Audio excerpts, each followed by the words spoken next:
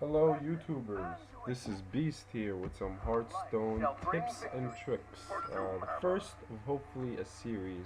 Um, I just play this game and I pick up a whole lot of things. And I thought, hey, you know what? Why don't I share this thing? It's a general tips and tricks for Hearthstone players. If you're new and even if you're been playing for like a few months, like I am. I'm gonna try and do this as I'm playing this game too, so wish me luck. But I'm gonna start with a very basic essential, and that's basically building a deck, right? So building a deck is the most essential thing, and you want to make it with a good spells and monster ratio, right? You don't want to have too many spells. And I think I need to play a turn here really quick. Should I? No, I'm not gonna do this. Anyway, I think you wanna have a good spell and monster ratio correctly. Like you don't wanna have too many spells, because then every monster you get is like a golden card almost, and then you wanna all your spells are gonna go on that monster, whether to buff it up or kill other peeps and such and such. But that's the whole point of the game, right? Is building a deck, and that's where I have to say it. I really have to say it. That's where it comes down to, is building a really good deck. So the second main point I want to go on to here is a deck strategy over strong cards, right? So there's so many epic cards in this game. You got all your legendary monsters and all your really ultra rare cards that are really good. But then if you literally just take all those cards and you put them in one deck, well, guess what? That deck is not gonna be good. The most important thing is you get a deck that works so well, like, together. A deck that can let me just silence this guy and then kill it probably. Yeah, I'll do that. I know he's gonna kill a bunch of his cards. Now I'm debating whether that, yeah, I'll probably do it. Just to have something on the field. So you can't just have a bunch of strong cards. You have to have a bunch of actually little weaker ones with a few, very few strong cards that support your deck very well, okay? And thus, they can work together. They can work off of each other. So I can have a monster with a couple spells. One buffs it up, one weakens him, kind of thing. Man, I should have set that silence for him. It always is. That is always the best option. And I can completely guarantee that to you guys. That's what you always want to do. I think I'm gonna do this to look for more answers. I don't think I want to attack them yet. That's what you always want to do. Is you want to have a good strategy. So cards that work off of each other. Cards that So like I'm playing a shaman here, right? I can summon a totem every turn for 2 mana. So that's why I have a knife juggler, because if I put him down and then I can summon a totem, like on a turn 4, like if I could have done it that turn maybe. It wasn't the best play. But then I could put him down, and then every turn I can summon a totem, um, and to keep dealing 1 damage. And that 1 damage, it can stack. Like once you put the knife juggler down on the field, people, they aim for this guy. They take him out so quickly, and then just like that, they have to, like, this is 2 mana, right? And it's 3/2, so right there, it's already beneficial. And then, all right, this is gonna have to be played here. Yep, it's a 3, and I believe I might put enough. No, I don't want to put enough juggler down, but I'll take all them out, right? And that's, yeah, I think I'm gonna do this.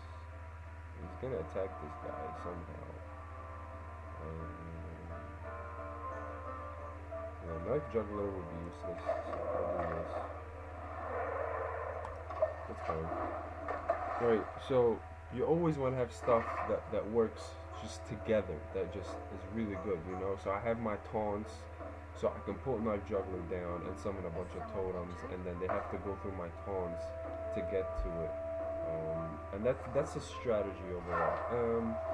The next point here, and this is probably the biggest point of this video that I want to talk about, is you want to have a well-rounded deck to be good overall, right? So when you look at the wave after building a deck, you want to have just about as many one cost mana cards and 2 and 3 and 4 and all the way up to 7 plus. You kind of want to have that graph as even as possible, and that is like you can basically do something in every single turn. You have an answer in every single turn. You can do something, and that's the essential thing. So you're good in the beginning of the game, you're good in the middle of the game, and you're good at the end of the game.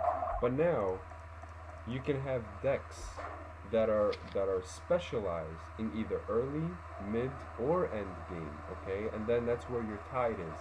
So if you guys remember my Deathrattle deck that I put up with my druid about 2 weeks ago, he had a bunch of fours, 4 mana cards basically.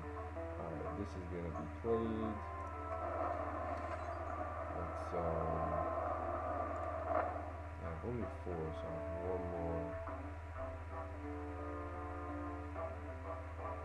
Yeah. Let's do this. I want the 2 damage to go here and here, but then we'll see how it goes. I think whatever it is, we can work on it. Because I don't want to attack straight up, because that's 2. I would rather attack him maybe, because that's 1 instead. Let's see how that goes though. Alright. So I'm gonna kill that thing now. I'm really thinking about giving this card full health and taunt, just to keep drawing. Why not? Why not? Right. So this deck actually that I have here is actually an early tide deck. Okay. So I have a bunch of little minions. Okay. And that works well when you have a lot of drawing power. So you keep drawing and you keep putting down quick minions, and you keep drawing and you keep putting down quick minions, and that's definitely getting hexed. This is not even that's definitely getting hexed.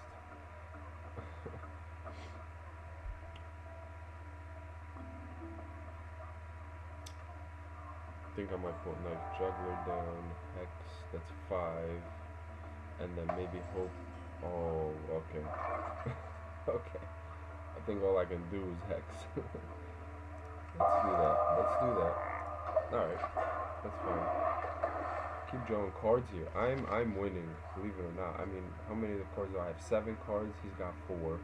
And I didn't touch his health because I know he can heal. So I'm not really worried about that. But then all of a sudden, I'm gonna do explosive plays straight to his face, right? So my Deathrattle deck had a bunch of 4s, and it barely had any 1s, 2s, or 3s, right? That's where it was all at, is at the 4s and a little bit of 5s, and that's mid deck. And mid deck, you have to have a lot of answers, right? Like if they put a monster like this, I need an answer for this monster. I need a card in my hand that just straight up takes out this monster as quickly as I can. Because in my very early of the game, I'm not going to be able to summon as many monsters or play as many cards. I'm mostly going to be using my hero power. And I talked about this in the video, and you guys can look at it and everything. But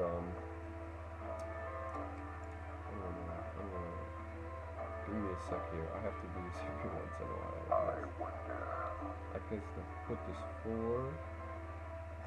This would be 2 damage and 3s. I have 3 left, but it's not really. So that's the thing with having a lot of cards, is now you gotta think what to do. I can put this 5.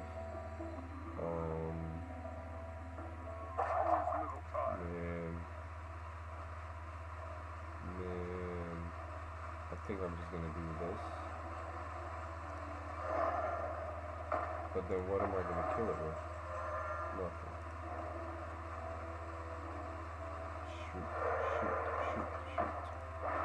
got this. Let's put it down him for now. Oh man. See, it's because I'm talking though. It's because I'm talking. It's whatever. I'm pretty sure I'm still gonna beat him somehow. But anyway, let me talk while it's his turn anyway. So when you have an early tide deck, you need a lot of drawing power, okay? And I'm talking about not just a card or two that makes you draw. I'm talking about like 4 or 5 cards that make you draw.